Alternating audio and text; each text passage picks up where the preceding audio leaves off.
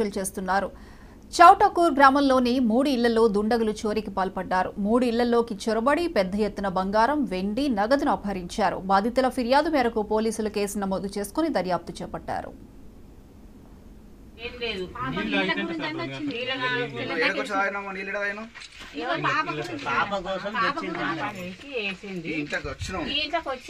వచ్చి నీళ్ళ వాటర్ తీసుకొని దీనికి తాళం వేసి మళ్ళీ అన్నం వండుకున్నాం.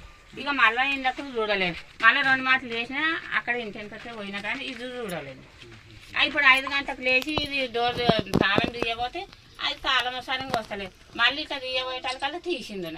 డోర్ తీసేకల్లా అవన్నీ గంట కొల్లు ఉంది.